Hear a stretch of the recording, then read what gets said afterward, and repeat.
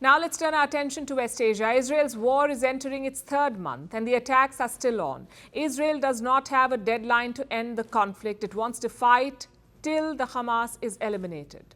But the United States does not seem on board anymore. It remains imperative that Israel put a premium on civilian protection. And there does remain a gap between exactly what I said when I was there, the intent to protect civilians, and the actual results that we're seeing on the ground. So America is now talking about accountability. The same America that armed Israel for the war, now it is counting the casualties from those weapons. Also, the US is Israel's closest ally. They share what they call a special relationship. But the cracks are starting to show. Washington is scaling back its support. Yesterday we told you how Biden's support is wavering. The US has announced visa bans and it is drawing its red lines publicly. They have clear differences also in the battlefield. In Gaza, Israeli forces have moved to the south. The city of Khan Younis is the new battleground. It is Gaza's second biggest city and the last remaining stronghold of Hamas. Israel wants to control Khan Younis. The aim is to encircle the remaining Hamas fighters and remove the group from power. Israeli forces are hunting for one man in particular, Yahya Sinwar, a top Hamas leader. Israel says Sinwar is the mastermind of the October 7th attacks. So now there is a target behind his back. And Israel believes that Sinwar is in Khan Younis and they're close to capturing him. Now they're encircling Yahya Sinwar's house. So his house is not a fortress and he can escape. But it's only a matter of time before we get him. The plan sounds straightforward. Then why are the US and Israel at odds? Their difference is over the approach. Israel prefers the conventional route, sweeping airstrikes followed by ground operations. That is the Israeli playbook.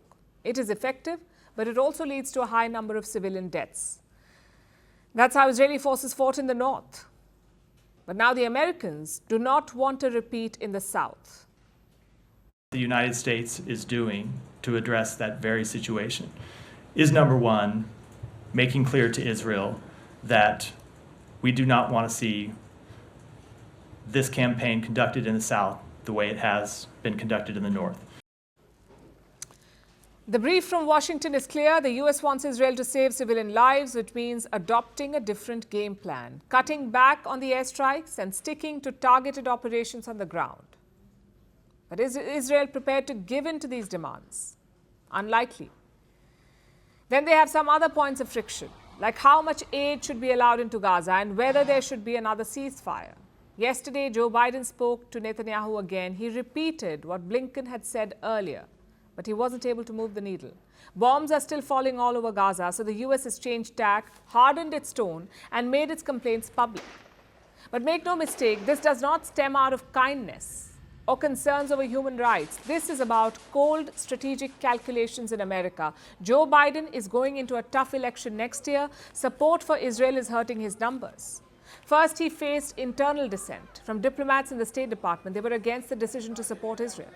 And now Biden is losing support within his party, the Democrats. 63% of them, 63% of Democrats are against Israel's war. That's according to a voter survey that came out this week. Biden cannot afford this. If he wants a second term in office, he must fix these numbers and make some difficult choices. The cost of supporting Israel is way too high for him now, and Netanyahu is not really helping matters with statements like this one. I say here to our friends in the world who are pressing for a quick end to the war. Our only way to end the war and end it quickly is to use overwhelming force against Hamas. Overwhelming force and destroy it. Let me translate that for you. He has no plans to go slow. Netanyahu wants to deploy overwhelming force in Gaza. The US wants to bend Israel to its will, but even with a close ally like Israel, there are limits to American leverage. President Biden is being forced to confront these limitations. He may not have started this war. He may not even have sent American troops to fight it. But this war could still define his legacy as president. And at the moment, it doesn't look promising.